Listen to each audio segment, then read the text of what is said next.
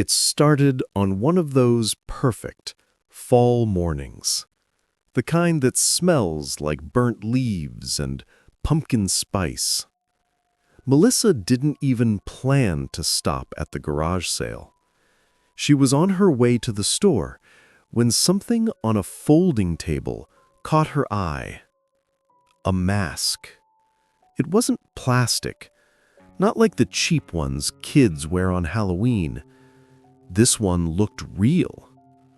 Porcelain, faintly yellowed with age, painted with delicate strokes of red around the lips.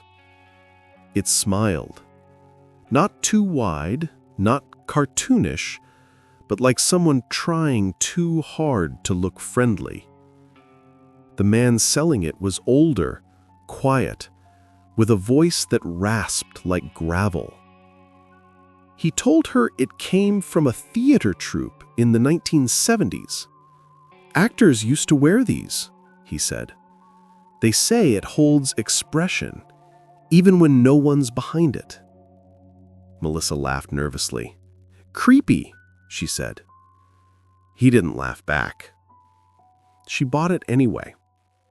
Maybe because it was cheap, maybe because she liked old things with stories. But when she carried it home, she kept catching her reflection in the car mirror, and each time she swore the mask's smile looked just a little different. At home, she placed it on the hallway shelf next to her keys. It fit the Halloween mood.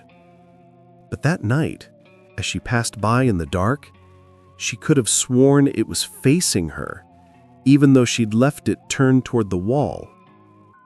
Later, when she turned off the lights and climbed into bed, she heard a faint sound, like porcelain tapping against wood. She froze. It came again. Tap, tap, tap. Melissa got up, grabbed her phone's flashlight, and crept into the hallway. Nothing. The mask was still there, perfectly still. But when she leaned in closer, her own reflection flickered across its glossy surface, and for just half a second, she could have sworn it smiled wider. The next morning, Melissa tried to laugh it off. She told herself she was tired, that she'd just imagined things. But when she passed the hallway mirror, something made her stop. The mask was still on the shelf, but in the reflection, its smile was wider. Not by much, just enough to look wrong. And its eyes, they seemed to be looking directly into hers. She blinked hard, rubbed her face, looked again. The reflection was normal now. Still, a shiver crawled down her spine. Later that day, as she worked from home, small things began to feel off. The faint creak of the hallway floorboards, the soft rattle of something porcelain shifting. Each time she checked, the mask hadn't moved, but she couldn't shake the feeling that it wanted to. That night, she decided to record it. She set her phone on the hallway table, facing the mask, hit record, and went to bed. At 3:14 a.m., a sound awoke her. Faint, rhythmic, like slow breathing. She turned on her lamp and listened. The sound stopped. Her heart hammered as she checked her phone. The recording showed the hallway quiet, empty. But then movement. The mask tilted, just slightly. Then the lips parted. Melissa dropped the phone, breath caught in her throat.